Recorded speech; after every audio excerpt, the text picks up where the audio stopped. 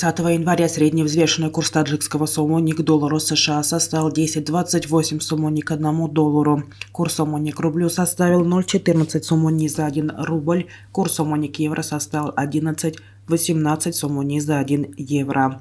Средние курсы продажи наличной иностранной валюты в кредитных организациях Таджикистана составляют: 1 доллар США от 10,2854 до 10,31 сомони, 1 евро от 11,1843 до 11,30 сомони, 1 российский рубль от 0,1470 до 0,1495 сомони. Мировые цены на нефть в понедельник утром демонстрируют некоторое снижение, в то время как инвесторы ожидают заседания комитета ОПЕК+. Цена на нефть марки Brent составила $86.21 за баррель, марки ВТИ $79.53 за баррель. Стоимость золота в понедельник утром поднимается на 1%, следует из биржевых котировок. Ослабление доллара к мировым валютам, особенно к иене, поддерживает котировки драгоценного металла и составляет $1948.78 за тройскую унцию. Для привлечения инвестиций на продолжение строительства Рагунской ГЭС будет создан консорциум. Как сообщил сегодня журналистам на пресс-конференции министр энергетики и водных ресурсов Таджикистана Далер Джума, планируется создать консорциум наподобие проекта «Газа-1000», который финансировался международными финансовыми институтами. По его словам, в настоящее время идут переговоры с потенциальными инвесторами в лице международных финансовых институтов и отдельных стран. Для завершения строительства нужны большие капиталовложения, поэтому привлекаются дополнительные средства.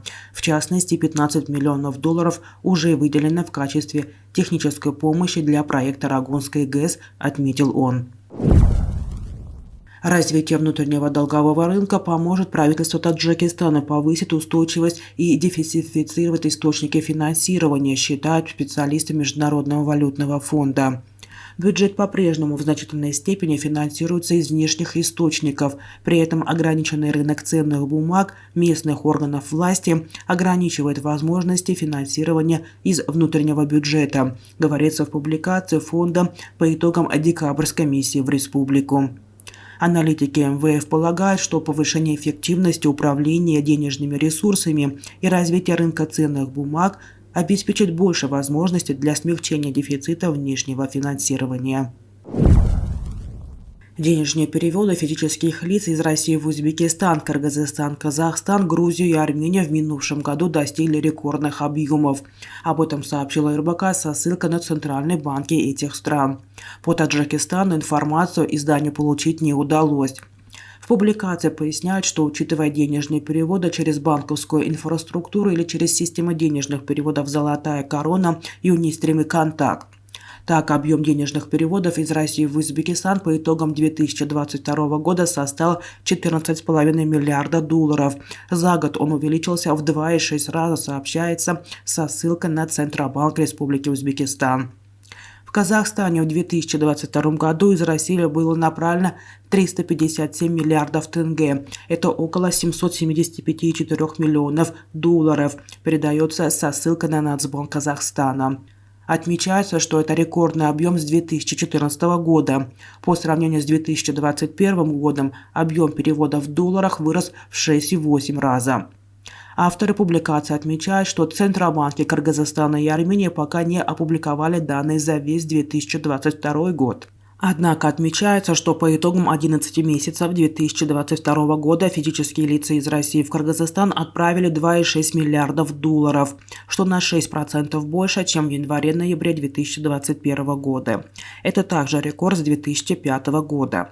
Объем переводов из России в Армению за 11 месяцев 2022 года вырос в 4 раза по сравнению с аналогичным периодом 2021 года до $3,1 миллиардов. Это рекордный показатель с 2004 года, с которого ведутся соответствующая статистика.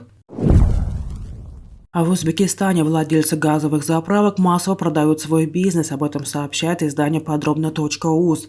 Об этом свидетельствуют данные платформы онлайн OLX, где за последние 2 недели появились десятки объявлений по продаже газовых заправок.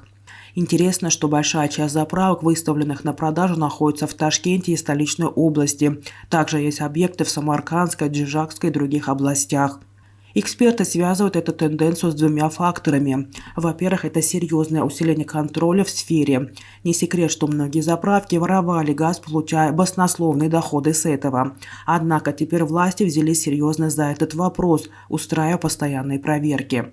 Сами владельцы пишут в соцсетях, что АГНКС, чтобы выйти на приемлемую доходность, необходимо продавать метан минимум в 2 раза дороже, поэтому без воровства не получается.